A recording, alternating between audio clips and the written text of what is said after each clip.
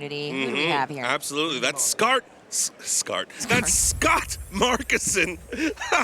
If you are saying he looks a little familiar, it's because he took second place. He was the runner-up at the North American Championship of Disney Lorcana last season, season 1. He also was a world's competitor because of that. Yes, yeah, your finish in the North American Championship is going to help you get to Worlds. So Right. it's like one of the things. There's a few different paths to Worlds. You can win a DLC. So basically, Scott can try to secure one of those invites Last today. season, one of the ways to get in was to top 8 at the North American Championship. Yeah, and that was a fun thing to watch.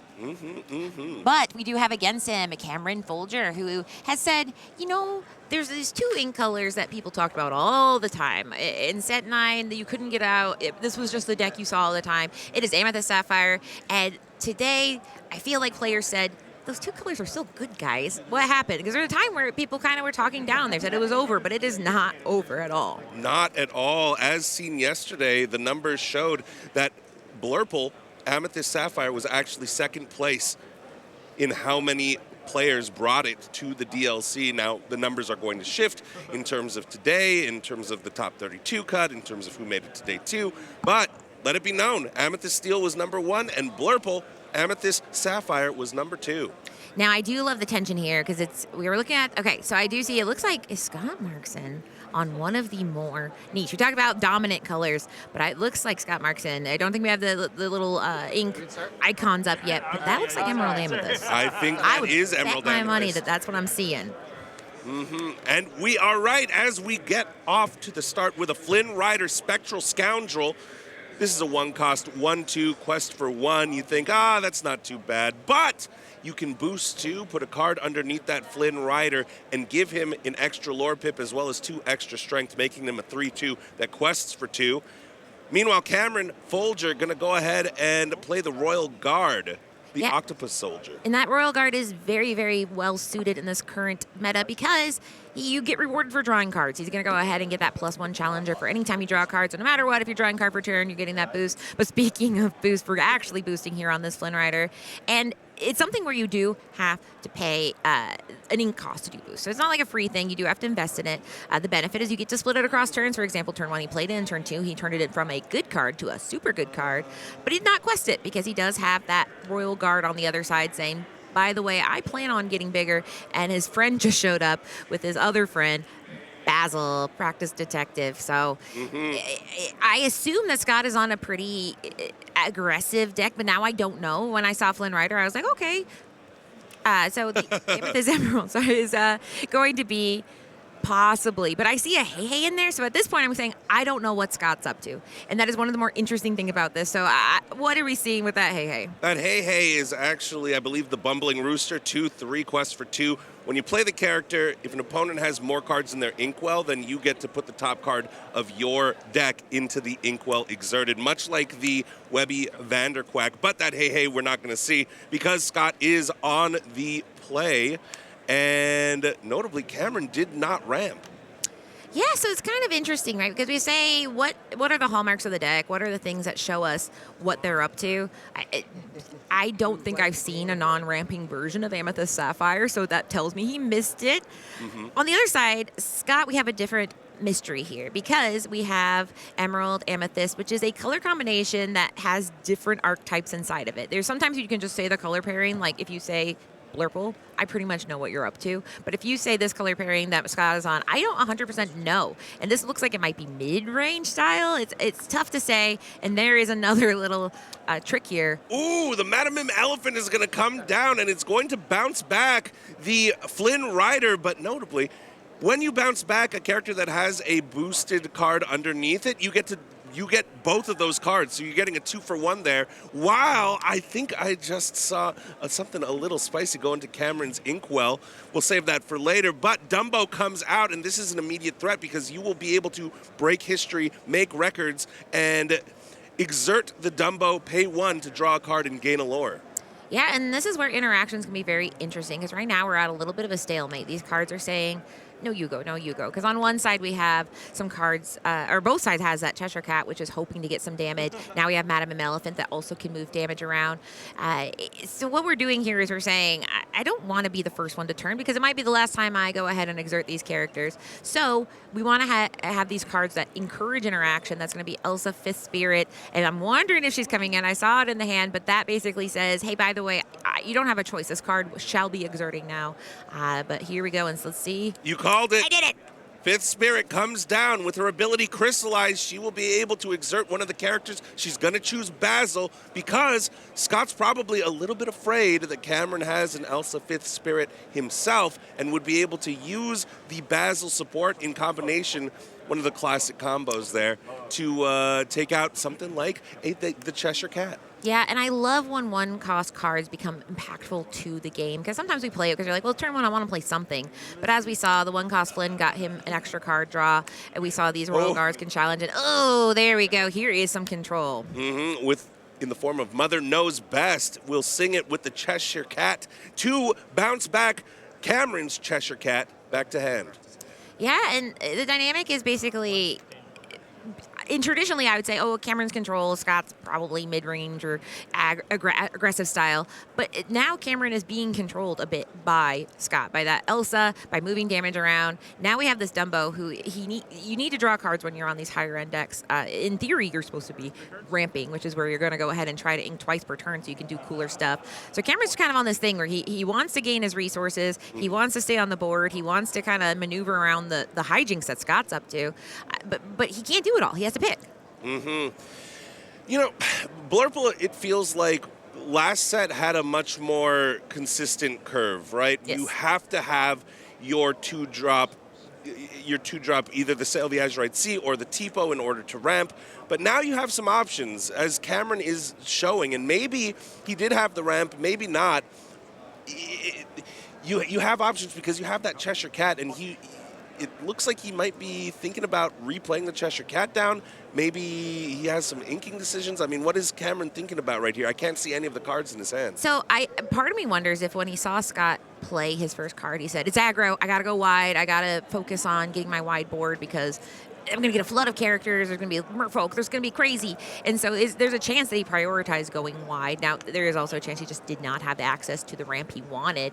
But as we're seeing, I saw Clarabelle light on her hoofs in Scott's deck. So this isn't a deck that I have a word for yet. It's kind of his own thing, it looks like, because we have things we'll hear Brainiac in the community, which is where you're going to be using things like Cusco and your Bend to My Will to control hand size. We have the aggressive style decks. People will call it Burn, where you're trying to get as much lore fast as possible. And then there's this mid-range kind of deck, which you don't see a lot. It's kind of not been a super popular deck, but it's very fascinating to see doing very successful. Mm-hmm. That Elsa's going to go ahead and challenge in and then move the damage from the Cheshire Cat, with the Cheshire Cat, from the Elsa to the Dumbo, take out the Dumbo.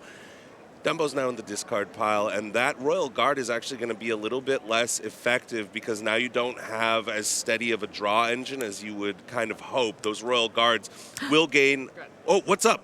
Well, I got sad because he said, we don't have a Dumbo, and he said, yeah, we do. I guess. Said, yeah. Right as you said, we don't have a Dumbo. Scott said, I have a Dumbo. But to your point, that Dumbo's vital. He's not going to win. If you play a Dumbo, no one's scooping at the sight of a Dumbo. Mm-hmm. But it is the engine that pilots the rest of the game. If you can have a nice Dumbo in the middle of the game, you've played a smart beginning, you have a Dumbo that comes up in the middle of the game, you can use it to propel you through a powerful end game. And I hope, I feel like Cameron feels like that was my plan. But there we go. Spicy. Spicy Wasabi coming down. I believe this is a 4-cost character, 3/3, that when you play him, you are able to banish an item. Scott is not as familiar with this card either. Let's see, take a look. When you play this character, you may banish chosen item. Its player gains 1 lore. That's it, exactly. And then during your turn, the character has evasive, which works a lot with the Dumbo that Cameron no longer has, sadly. Exactly. There's two kind of things where you can gain that evasive. Sometimes you can, well, there's a couple ways. You can grant evasive through another character. You can have alert, which is a new ability that was introduced in the newest set, Whispers in the Well, where you only have evasive for challenging purposes. But this time, he just has evasive. So Dumbo would love to be there, but Dumbo, as we know, Scott got rid of that. So he does not have access to that. So all his plans, Cameron is trying to get these like synergistic cards. But that's one of the disruptive things about Emerald. Emerald is so good at tempo plays that disrupt the tempo of your opponent, saying, you know how you have all these plans, all these things you want to do, you're not doing them. And Scott really showcasing how valuable the Cheshire Cat is. Both times he has elected to remove the Cheshire Cat from the board. And now if you're Cameron, I mean, the board of Scott is getting mighty wide. That Cheshire Cat is going to be a problem. Also, we have 2 Elsas on the board. We're challenging in, and Belle, Accomplished Mystic, 5 cost, 4/4, quest for 2. With her ability, she will be able to move up to 3 damage counters from one character to another. The question is, probably Wasabi, but to who? To Dumbo. Obviously, we don't Perfectly want Scott. sized. A perfect sized piece of damage for a three willpower character. But I love this Bell Accomplished Mystic seeing here because a lot of people saw Cheshire Cat and said, well, Cheshire Cat does what Bell Accomplished Mystic does. But they are different, right? I mean, 2 is just a different number than 3. Bell Accomplished Mystic is going to quest for 2. She's got a more substantial challenging ability at 4. So the Cheshire Cat benefit is you get to do it every turn. But it's fun to see both being in there because he's saying, hey, moving damage, pretty nice. Down comes Clarabelle, light on her hooves. This 7-cost character not only is a big 5/6 body that quests for 2, but at the end of your turn, you get to draw the amount of cards that your opponent has in hand. So Scott says, okay, your hand size is now my hand size. And Cameron is playing Blurple, which is a deck known for drawing an obscene amount of cards. That Clarabelle is going to be the great equalizer here in this match. Yeah, I mean, a lot of times in these Blurple decks, the goal is to get as greedy as possible. It is designed to get as many cards, to get those Hades, Infernal Schemers, to get even sometimes I like an Elsa. I mean, here's another one. Hades looking for a deal. They want to get to those top-end answers, but now Scott has done something that checks the greed of Amethyst. He says, no, draw as many cards as you want. Do it. I dare you. I double dog dare you. So you play different because there's things you would have done that you no longer want to do. And Clarabelle is a card that has rose so much with the rise of Amethyst because she takes advantage of that greed. Yeah, and it's about how effectively can you empty out your hand, right? And we got the Cheshire Cat on board. We are not exerting that. Scott showcasing exactly why it's so important. 3 cards under that Cheshire Cat. If a Madam Mim Elephant comes down to scoop that up, all those cards go to Scott's hand. So there's so much synergy within this deck. It's quite exciting as a Lewis Endearing Alligator hits the Inkwell here. Scott's going to try to empty out and play as many things as possible, ink as much as possible, so that he can keep drawing. It looked like Cameron was only on 1 card as well, though. Yeah, I know you giggled because you're imagining Liam playing the trumpet like Lewis yesterday on I our was stream. exactly. But to your point, this mechanic of returning things to the hand, one thing to note, if we saw Scott running Mother Knows Best, if he played that, he can return chosen characters, not opposing characters. So Scott, when you have that boost, a player described it to me as you're investing. Even if you don't need to boost for any reason, there's no damage to move, you want to boost because it kind of threatens your opponent to say, go ahead, Hades Infernal Schemer, I don't care. It makes it where Mothers Know Best, he can, if your opponent has it, they don't want to do it. And for him, he can do it to himself. So it's very important if you have a very boosted character to deal with it responsibly. Another Cheshire Cat coming down on the side of Scott Markison. This inexplicable cat is able to move damage much like the Bell, but will be able to do it once per turn, which makes it so effective and dangerous here. We're just going to quest out. Scott's saying, okay, you want to race me? Let's go. You take out whatever you want. Dealer's choice, but you only got 5 strength on board on the side of Cameron here. And it's so fascinating because, I mean, we usually see a pretty explosive start, or not usually, but you can see a very explosive start in that ink pairing that Scott's playing. But he had a very measured start. He was just the first part of the game was just control, establishing. And now, I mean, we've seen Cameron say, can I please play some Disney Lorcana? Because he has only quested for 1. He's trying here. This Elsa, as we know, she can force that interaction. She can kind of thwart your plan. Oftentimes we don't exert because we're afraid of this. And Elsa says, no, you are exerted. Even then, we're taking out one of the threats on board using both of the Elsas here, and we are getting the Clarabelle into the Inkwell, but I still believe that's 9 lore, not 9 lore, 6 lore, is it? 1, 2, 3, 4, 5, 6, 7. Oh, It was already game. I have done that many times where I pass to my opponent and they look at me like I'm crazy and go, and then I quest and I go, yes, you do. Good game.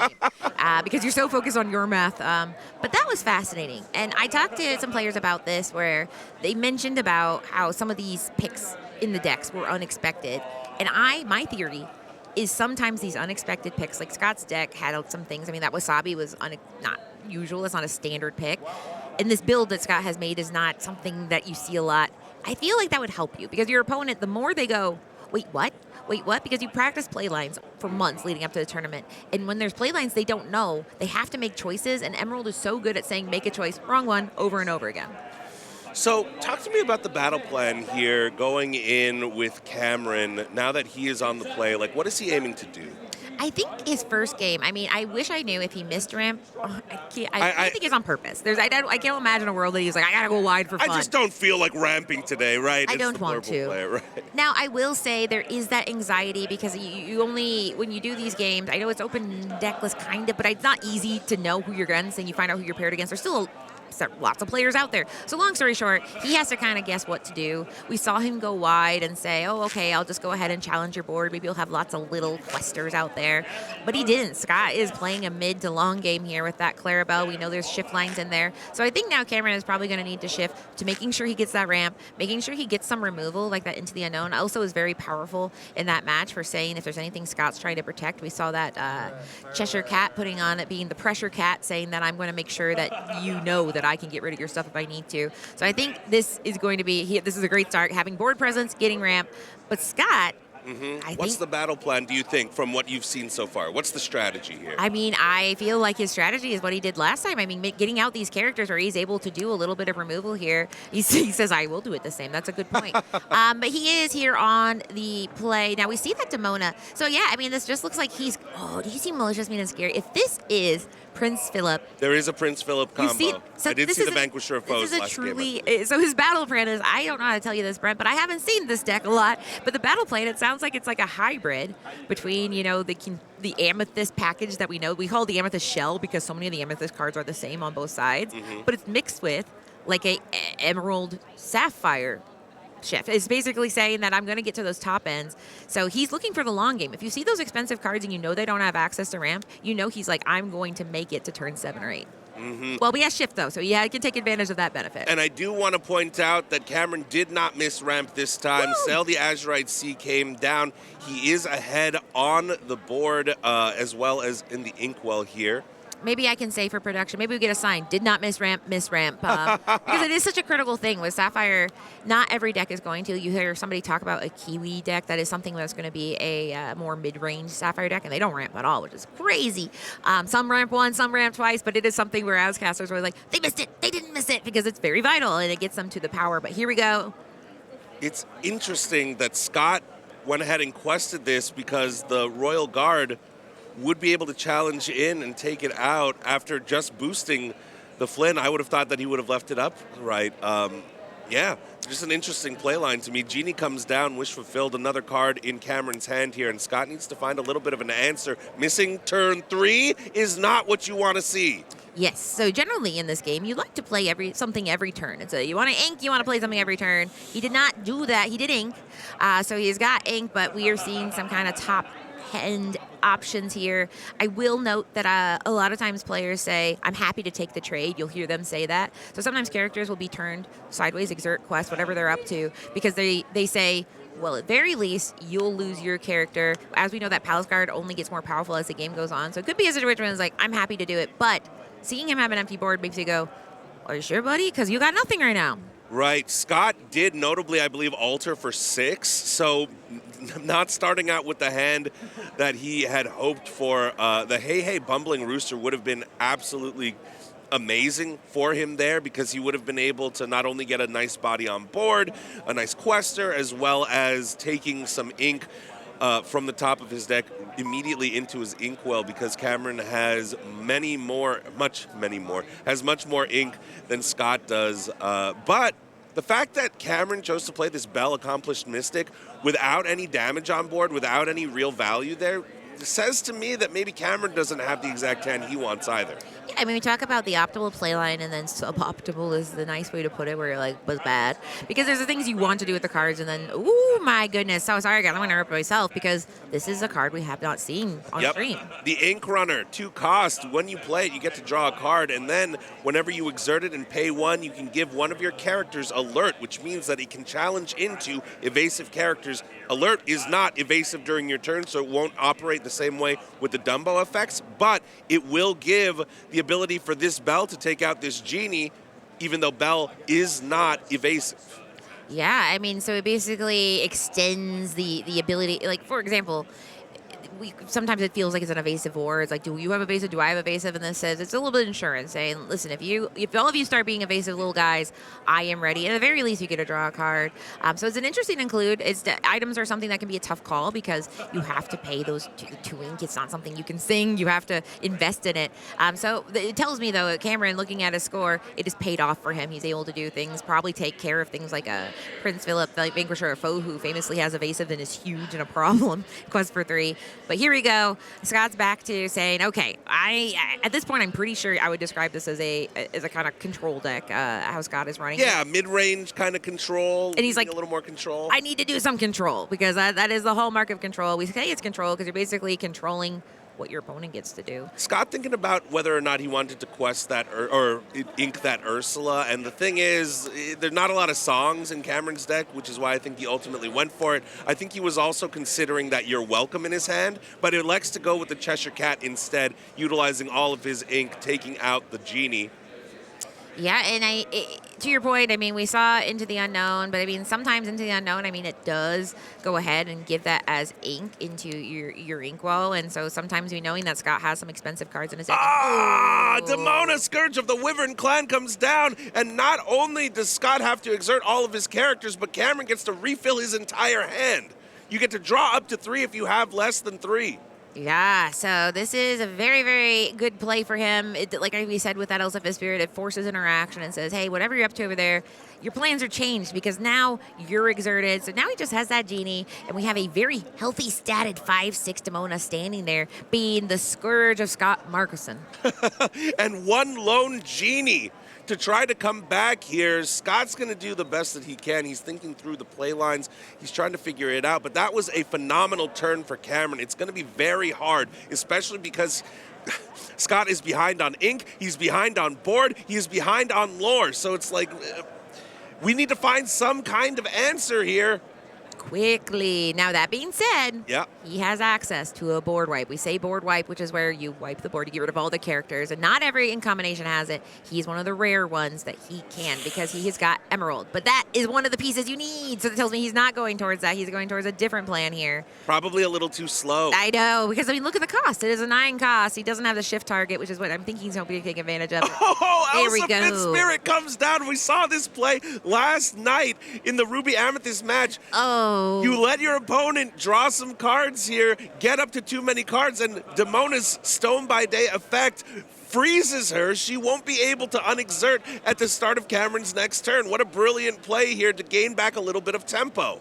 I do love that interaction there where you are making them draw cards as a punishment. You're saying, draw cards. And then there's lots of ways that with Clarabelle, it's also kind of fascinating that it enriches them. In this case, it turns that, like I said, she's 5/6. She quests for 2. That's a great card into just she can't do a lot right now except kind of sit there and look pretty. Uh-huh.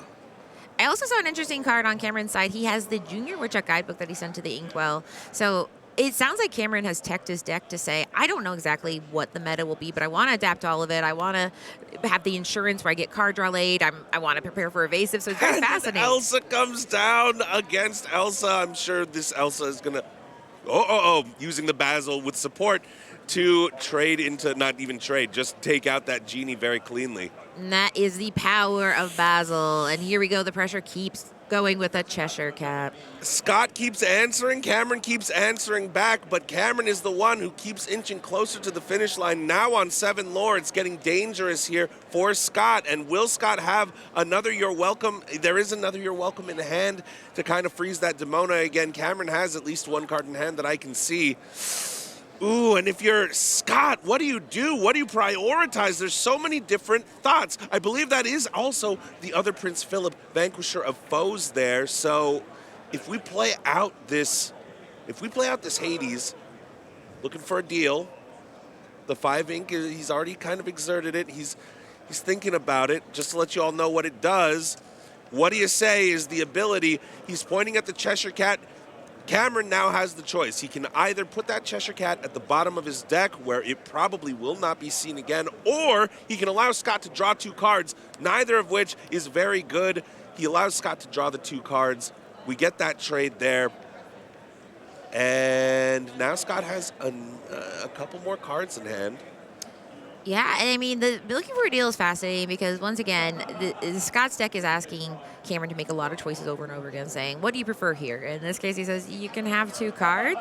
But as we know, he's digging for that malicious, mean, and scary as a potential out. He's keeping the ink because, as we know, Scott's like, well, plan A, I'll do some shifting. Plan B is we got to get some ink and do it. And now we see both puzzle pieces. We see Hades, who can easily sing malicious, mean, and scary, and he can. But the ink is the last puzzle piece. Right, we're 2 turns away from being able to do that unless we find some kind of ramp.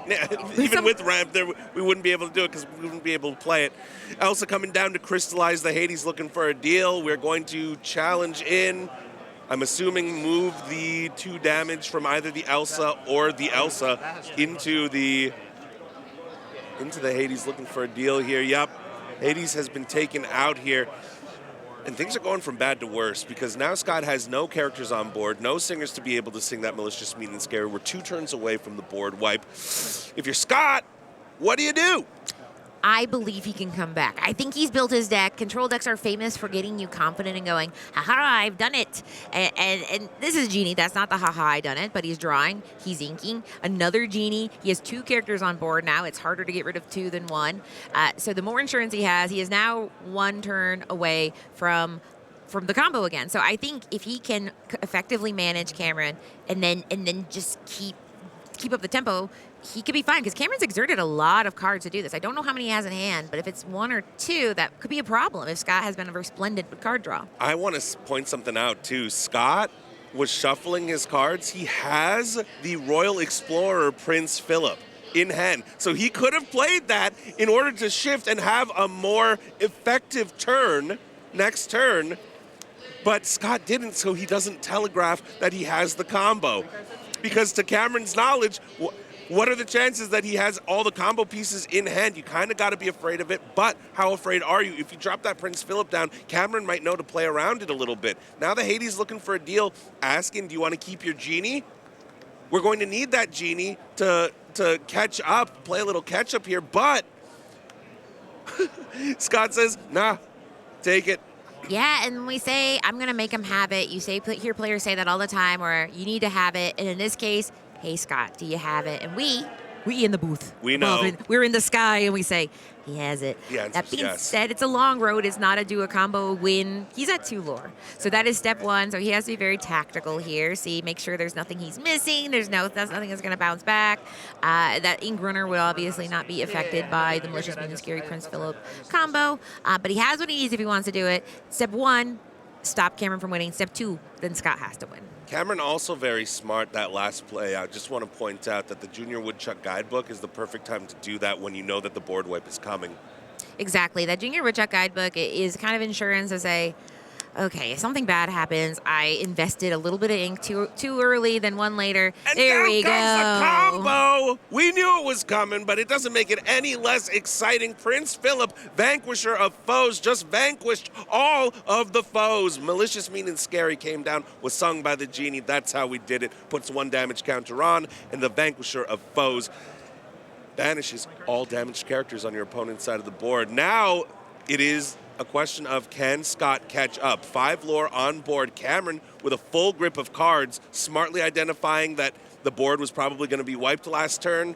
I mean, Oh, there we go. He says, more cards. And this is, I think, the true test of a control deck, is if you go ahead and get to the end game, the control where you absolutely take the victory away from somebody, can you then beat them? And I think this shows that it's very hard when you have card draw, because he just went wide again. Now he has a game on board where he can win next turn. So Scott has to do what he did last turn a second time. And what are the odds that you could do something that stunning 2 turns in a row? Right, Cameron smartly understanding that getting this Rafiki and this Royal Guard out going as wide as possible is challenging Scott to now, can you remove every single threat?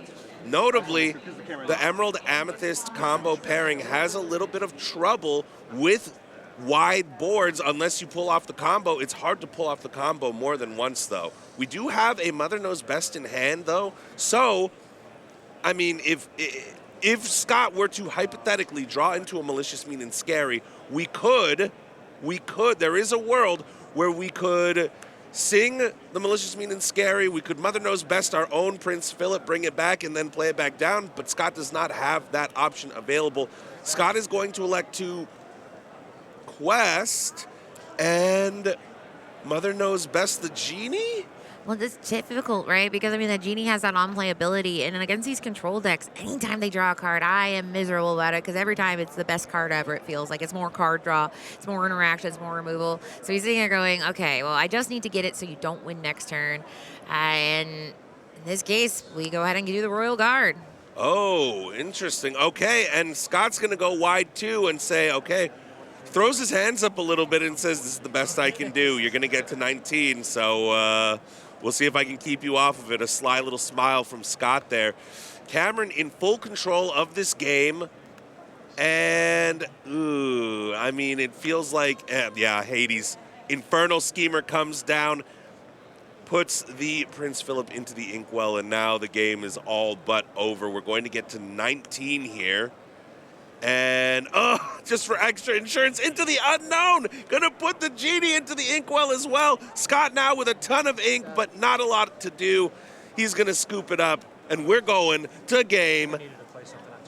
Game number 3. I was throwing it over to you. I know. I looked over and he was holding 3. I said, oh, 3. I can count to 3. It's one of the great skills. Is in order to get higher, you do have to be able to count to 20, and 3 is well below that. But that was, I love. This has been Katie's Math Corner. I do. So this is an exciting matchup because we've seen a lot of control mirrors. This is not a control mirror I've had the honor of watching, because I haven't seen a lot of control Amethyst Emerald. There's downsides, right? The reason that you often see Sapphire control decks is because control relies on, some of the cooler cards in the game that are going to be more expensive, cost more ink, and so Scott doesn't have access to that. But he has the Shift, which is kind of, Shift is one of those things that kind of like singing. You take advantage of resources you have, and you're able to use them to your full advantage. But they're two different control decks with 2 different engines, and it's fascinating seeing that they both have been able to do what their decks are intended to do, but who will do it in this game 3? That's a tough question. It looks like Scott has the reach to be able to kind of flood the board a little bit early, especially with those Flynn Riders, right? He can start building up a kind of massive board and possibly go under Cameron. Although the first game, that was not the strategy either. The strategy was, I'm just going to control the control deck as best I can. These Emerald Amethyst decks do tend to prey on the Sapphire decks. So Scott has that in mind, especially with that Hey Hey. I can't wait to see that Hey Hey actually come down. I know. It's so exciting when we get to kind of, see moments. I mean, the same thing you guys see is what we see. And every once in a while, we'll see a tilt and we go, oh, is that Hey Hey? I mean, we don't say, hey, is that Hey Hey? Because that doesn't happen a lot. But in this case, we see it. But there is a character we've seen a lot in the past few days. Clarabelle, Clumsy Guest. You can wreck an item, banish it, send it to the discard. There's no items, though, on Cameron's side. It's interesting because we talk about item removal. We saw that with Wasabi. Clarabelle and You're Welcome are 2 cards that have the rare, not often seen item removal ability, but it's not included for that reason. It's just a nice little bonus. But there we go. This is another little disruptor here. Ursula Deceiver will be able to look at the hand and take away one of the song cards. Unfortunately, Cameron does not have a song card in hand. Scott knows after 3 games here that there's probably not a lot of songs. The only one we've seen so far is the Into the Unknown, but probably just wants to get the information. Look how quick he memorized all those cards, by the way. Yeah, that's to be fair, when I play Ursula, I look for something, and if I see it, I go, okay. And I'm like, oh no, because you get two things. You get to possibly get rid of a song, but you also get information, and that is very important because you're seeing what is the game plan. He now knows, okay, he's going to hit that turn 2 ramp. Ursula's kind of a fascinating card because you can't shift with her in this current meta. She's only a 1/3. There's not a lot of cool things you can do with her once she's on the board. There used to be things you could do with her after, but at this point, it's just people know that disrupting your opponent's game plan is so valuable that she's made her way back in. But either way, we have that turn 2 ramp. Tipo's going to come down. We are going to be able to ink a card, whether it's inkable or uninkable. That's the key difference between Sail the Azurite Sea and Tipo. One of the key differences. The other key difference is Tipo, when you play him, the ramp comes in exerted as opposed to Sail the Azurite Sea. So maybe Cameron not liking the amount of uninkables in his hand currently. It's true. I mean, we talk about sometimes you get this hand, and when you put these in inkables, the downside is they're uninkable, and Tipo kind of can answer that if you end up having 380s in your opening hand. You're like, okay, Tipo, turn that into ink, please. And he's a body. He's a character on the board, so if we get into a situation where we can have Elsa or need to get some damage put on, if we get a Cheshire Cat, he has utility. You can go ahead and use that little one challenge there to do some stuff later. But at the very least, like you said, it could be a myriad of reason you choose Tipo, one over the other. But either way, he got that ramp, so he's ready to do whatever for turn 4. As that Cheshire Cat was brought down last turn by Scott, going to be something that keeps all of the characters of Cameron in check. As the Genie comes down, the typical turn 4 play. Scott behind now on ink because of the ramp, unfortunately doesn't have the hey when he needs it, has had the hey when he didn't need it both of the other games. We're going to ink, we're going to play the Genie down, we're going to draw a card, but notably on turn 5, I believe we are going to be shifting this Clarabelle. So Cameron has to know that that's going to be a threat. Cameron has a bunch of cards in hand. I would assume we might try to empty out a little bit, but no, instead we're going to Elsa, 5th Spirit, Crystallize, take out that Cheshire Cat. That's the power of the Cheshire Cat. I feel like whenever there's a Cheshire Cat in play, almost anything else becomes moot. Yeah, they say that cat has to go. It is eviction notice immediately. Get it out of here. I have a cat allergy. But here we go. Speaking of making sure we get rid of some of these more pestery cards, we go ahead and get rid of that Elsa 5th Spirit. We don't want any damage on the board at all because we know that boost mechanic is live and active. But here we go. Clarabelle light on her hooves coming down to shift 5. Going to be able to draw one extra card because, again, Scott's saying, the amount of cards you have in hand at the end of my turn, I'm going to draw until I have. The friendship card draw. It's my favorite thing. People love it. But here we go. We're going to do a little extra ramping. The Cameron says, you're up to a lot of things I haven't quite liked. So I'm going to go ahead and double ramp. But those are 2 very valuable cards. But his plan is to just get some value now. And here we go. We're going to challenge into the Genie. We're also going to be able to boost this Cheshire Cat, put 2 damage into, the Ursula. Now we take it out with the Tipo. There we go. Put the 2 damage right. Took them a second, and now we challenge in, clear out almost the entire board here. Oh, man, Tipo. He's like, no, Tipo, come back. You're okay. Cameron almost said, I'm going to trade the Tipo, and Scott said, you don't have to. And he said, okay, you're right. I will just put 1 damage counter sacrifice. on there. A noble sacrifice indeed. Let's take a look at what's in the hand here. Yeah, we see a little bit more of the cards that are on the more the higher end here. So we have that Elsa 5th Spirit, we have a Clarabelle, light on her hoofs again, and then it looks like a Demona. In this case, that Ursula will go ahead and say, I'm not afraid of songs right now. Let's go ahead and get the interaction party started.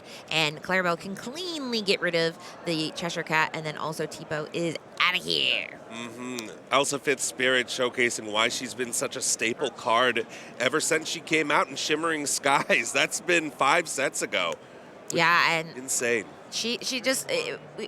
we talk about things where disruptive, and Elsa is a very disruptive card because you say, I have plans for these cards, but there's a little bit more, or we're sending a Clarabelle, but a shifted Clarabelle, so you're saying there's a downside to that. There is. Now Scott has access to a lot of ink, so if he can get some card draw going, he is now able to do a lot more fun stuff than he was before, and I see a Demona, so he could do some emptying, play the Cameron is playing right into Scott's plans. Scott's saying, I'm going to leave my Clarabelle exerted for you to either into the unknown or maybe try and get a cheeky challenge in with something like Hypnotic Strength. not knowing that Scott has the Scourge of the Wyvern Clan. It's about to be the Scourge of Cameron Folger here in a second, because if we empty out this hand here, ooh, the tough part is you want to empty out your entire hand, but you got two really excellent cards. Exactly. Clarabelle and yeah. I mean, and to be fair, I think there's a vanquisher of foes. So, I mean, if he is afraid that Cameron will go wide at some point, so he does go ahead. Wow. He said, "You don't know what I'm going to do." He said, "How dare you? I'm Scott Markson. I'm 24 points here in round 9. I will do this." So there he goes. He plays that Prince Philip. Now, that does, if you have damage, it doesn't matter how you got it, when you got it. It will go ahead and banish it. So now he just has that Dumbo. Ooh, Iago, Giant Spectral Parrot coming down, as well as the Basil. Cameron saying, I'm going to go wide. I'm going to get a bunch of high-strength characters on board. Basil might only have 2, but he gives support to one of the others.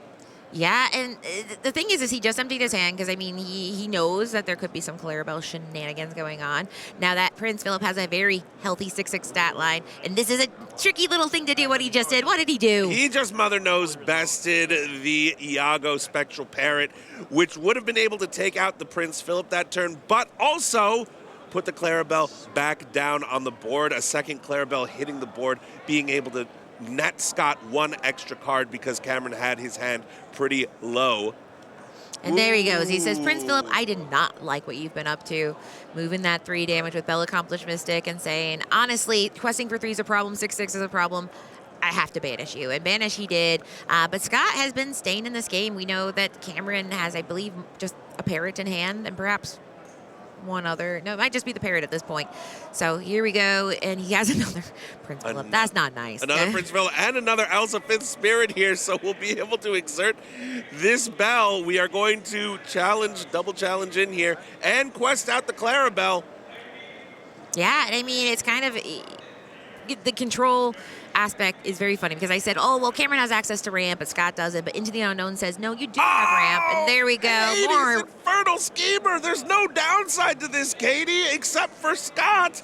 Except he got some ink, though. That's the thing, though, is he keeps ramping Scott, and we know Scott has some very expensive problems. So I feel like there's no downside, a little downside, but here we go. He has a You're Welcome. And I think you're welcome your own character, right? Yep, draw the 2 cards, draw 2 fresh new cards here. What You're Welcome does is it's a song, costs 4, it was sung by the Elsa. Scott doesn't have to exert any of the beautiful ink that Cameron has graciously donated to him. And now Scott will be able to shuffle up his deck, draw 2 fresh new cards with 3 cards in hand, and 1, 2, 3, 4, 5, 6, 7, 8, 9, 10 ink on the board. Scott's going to have a lot of choices here. Let's see. His hand is just out of range here. I'm seeing another Clarabelle, the 3rd Clarabelle light on her hooves. Scott is hoping to get some of his bigger bomb characters, the ones that are going to come down and completely warp the name of the game. I believe that the Clarabelle light on her hooves is coming down. Yep. As well as a Clarabelle clumsy guest here. Yeah, and Clara is fascinating because she has lots of different things that make her great. She has the shift line. She is a 5/6, which is nothing to ignore here. She has that card draw benefit, but now we see 2 Spectral Parrots, which is an illusion, and it is a big illusion at 4/6. That's a lot of strength. It is. 2? Yeah, so that can cleanly take care of everything on the side of Scott's board, so Scott has to be very mindful. Now, Vanish is an interesting mechanic because it's something where if you choose this character for an action, you banish them. Early we saw one of the Iagos be targeted by Mother Knows Best, but that's something that is important to understand the interaction because what happens is it bounces to the hand, so he can't vanish. Now, if you target him for 1 damage, him specifically, let's say you used or fire the cannons on him, it counts for 100 damage because basically he was targeted. He's still on the board. He has to be vanished, and he goes ahead and be banished. However, in the case of Mother Knows Best, he's protected by the hand. But in this case, we're seeing more shenanigans afoot. Madam and Elephant hitting the board. Ooh, what did she bounce back here? Bounced back his own Elsa Fifth Spirit. Oh, there we go. In order to replay it down and take out that Basil. But now it's going to be taken out by this Iago, Giant Spectral Parrot. And Scott's saying, I'm going to quest? He says you pick. Scott says, all right, go ahead. If you wanna make these trades, make the trades. I mean, 6 willpower, though. This Clarabelle won't even be able to retaliate back. Did you notice Cameron did one of my favorite things? He drew the card, looked at it, put it down. Then always I'm like, what is it? What is it that you just you're like, absolutely not. It's fascinating because he's at the point where he should be able to play every card in his deck. This could be something where he needs like, I'm going to figure out what I'm going to do here with a challenging situation. I want to get this all right. He has played against Scott. Now this is game 3, and he's seen Scott do a lot of zigging and zagging with this Emerald deck and saying, you thought I would, but I didn't. So he wants to make sure he does this right. So he challenges in cleanly getting rid of 2 of the character on the board, that Elspeth Spirit and Clarabelle Light on her hooves. And now he's like, I don't know what Scott's going to do, but he's very vulnerable to some malicious, mean, and scary action right now. Basil was the card. Basil. That's why he said, oh my goodness, how did you show up here? I guess not malicious, mean, and scary. He's vulnerable to this exact card. Oh, and that was why Scott did that, is so that he can play the Prince Philip Vanquisher of Foes Vanquish off 3 cards off of the board. Look at Cameron's face. He smiles and says, you got me, I guess. And this is one of my favorite things about Emerald, is it's constantly saying, I have so many things I can do. I call it like the improv deck. In this case, he's got Hypnotic Strength, so Cameron's getting what you would call the least helpful decks at this part of the game. Hypnotic Strength at least gets you a little bit. You can use it. There we go. He's getting something. He's staying into the game. Right, but we're taking so much ink just to get more cards in hand. Yeah, he's saying, okay. You're saying there's a chance. You're saying there's a chance. And another one of these 1 costs that is very fun at the beginning of the game. Less fun now. So masterfully played by Scott. I love when somebody says, you wouldn't this, would you? And then they do it, and he did. And there we go. Now he's just questing. He says, yeah, that Royal Guard can technically be beefed up with some drawing, and he's going wider. Oh, I'm getting up to 16, and I'm going to take out your Basil. This is just a masterclass right here in Emerald Amethyst Set 10. If you are watching and we're hoping to watch some phenomenal Disney Lorcana, well, here it is. The action is... how would you describe it? How would you describe this game, Katie? I would call it scintillating. So we get that Demona coming in, exerting one of the cards. Now noting he has Ward, but it doesn't matter. And speaking of doesn't matter, Scott has game. Cameron says, I see the writing on the wall. You have out-controlled me, my friend. You didn't have ramp